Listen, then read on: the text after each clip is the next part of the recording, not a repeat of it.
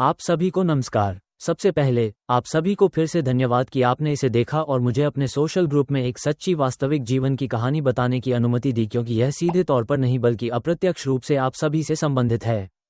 इस वास्तविक जीवन की कहानी में एक छोटे भाई के रूप में अभी भी कुछ सवाल हैं। एक महिला और एक माँ की भावनाओं का सम्मान कैसे नहीं करती, जो अपने बड़े बेटे को आखिरी बार देखना चाहती है और उसकी आंखों के सामने उसका दाह संस्कार चाहती है, लेकिन जहरीली महिला हंसती है और कहती है, आपको अनुमति न देना मेरा निर्णय है। ये कैसे संभव है कि एक इंसान अपने माता पिता को दाह संस्कार की राख देने के लिए तैयार नहीं था? यह मानवीय नहीं है, ये राक्षसी व्यवहार है, अगर मैं गलत नहीं हूँ। कैसे एक पत्नी ने अपने पति को धीमी मौत के रास्ते पर छोड़ दिया और जब उसे सहारे की जरूरत थी तो उसने उसे असीमित शराब उपलब्ध कराई, लेकिन उचित चिकित्सा उपचार पाने की कोशिश नहीं की। कुछ धन के कारण भारत में एक गरीब व्यक्ति अपनी सारी संपत्ति बेच देता है, लेकिन अपने प्रियजनों और परिवार के सदस्यों का यथासंभव चिकित्सा उपचार करने की कोशिश करता है। लेकिन असल जिंदगी में अच्छी दौलत के बाद भी इस तथाकथित भारतीय ने अपने पति का ख्याल नहीं रखा और साथ ही बड़े भाई के परिवार को उसकी वास्तविक स्थिति के बारे में समय पर सूचित नहीं किया।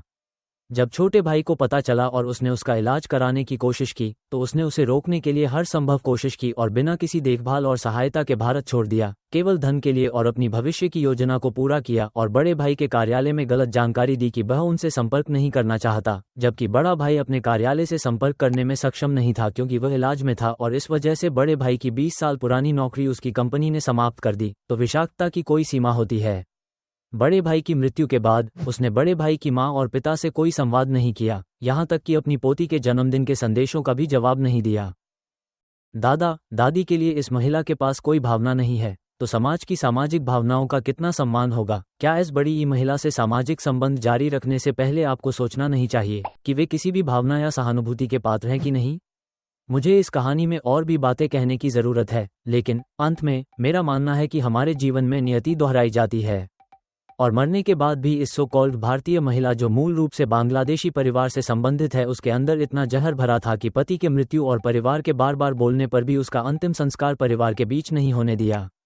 इस अंतिम परामर्श वीडियो में मैं आप सभी के सामने अपील और प्रार्थना करता हूं, कृपया अपने दिल की गहराई से सोचें और अगर आपको लगता है कि किसी भी परिवार के साथ कुछ भी गलत हुआ है तो उस महिला के साथ सभी सामाजिक संबंध तोड़ दें जिसने एक बूढ़ी माँ और पिता वाले खुशहाल परिवार को आपने धन के लालच में खत्म कर दिया। क्या आपको सभी इस तरह की महिला से किसी भी तरह का संबंध रखना चाहिए? बाकी आप सब तय करें। सिर्फ एक छोटा भाई।